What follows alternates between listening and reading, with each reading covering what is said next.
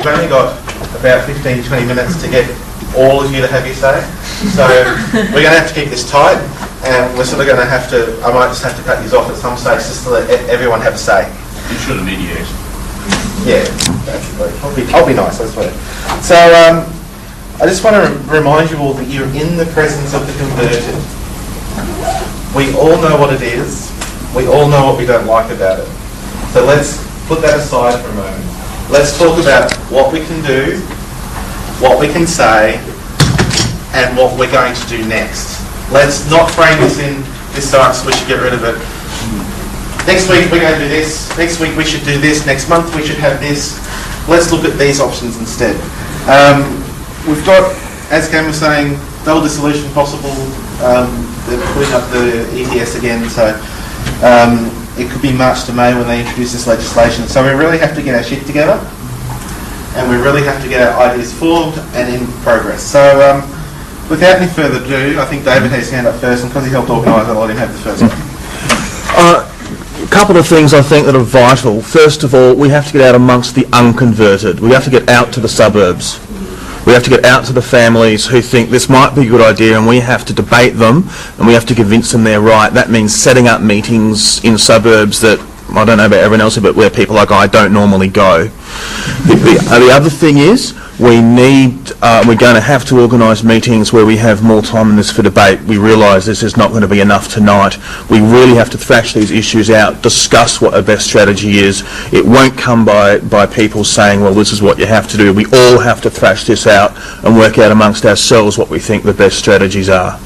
And we do want to organise meetings where that is possible. We have a lot more time to do that. And I will talk a bit later about the ideas that we've got moving forward for the next months to keep things rolling. Sorry, I don't know. Chris? Yeah, okay. Just quickly, during the 60s,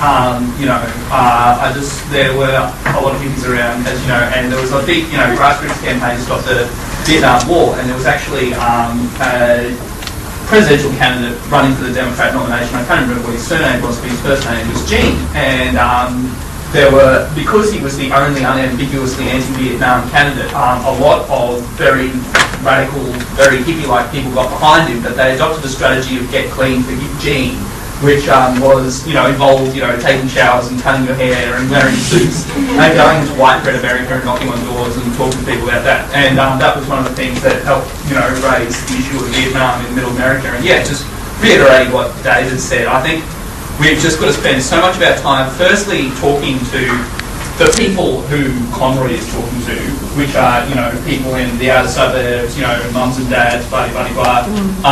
And secondly, not looking or behaving as though we're just a bunch of, geeky internet addicts, who are worried that, we won't be able to watch True Brothers.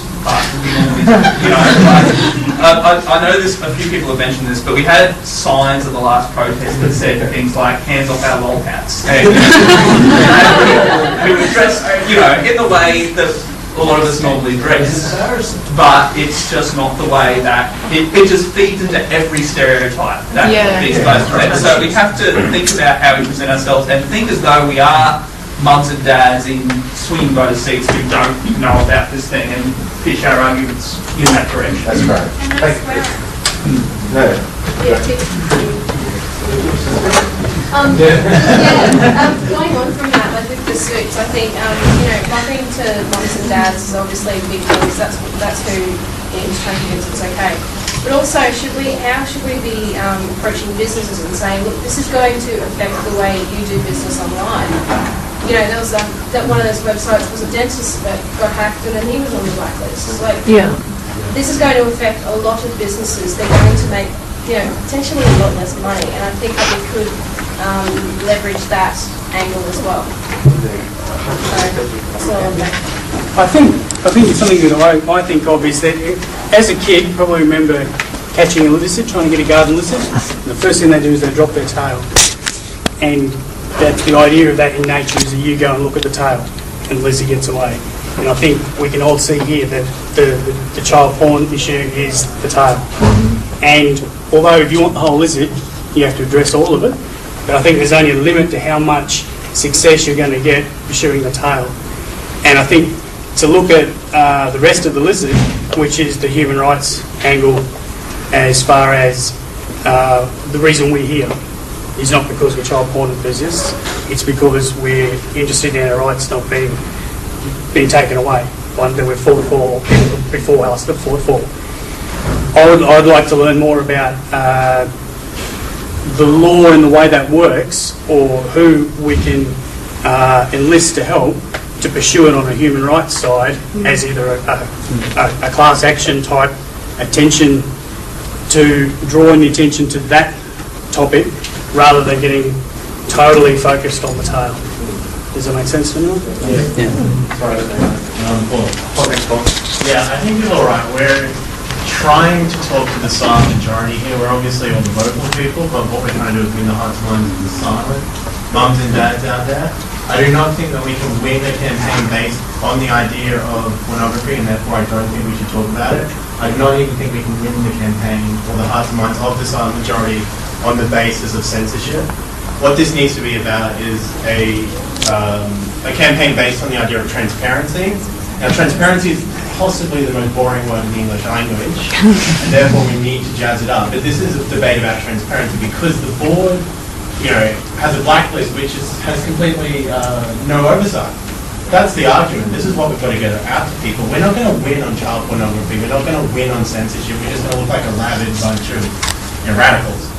So, we have to target this message. We have to target the reason why we're doing this. And the key reason is that there is no oversight. There's no transparency.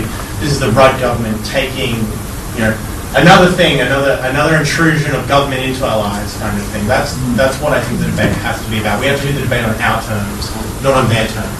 Otherwise, we can't win defensively. Can I just get a show of hands? Who's a QUT student? Everyone else good. Stay. I'm editing the Student Guild magazine this year, so just quickly, anyone wants to write something about the filter, like I'll be writing things as well, but I'd like it to come from other students as well. I'll give my email, whatever. Just if you've got something to say, I'll publish it in the magazine as well. Thanks.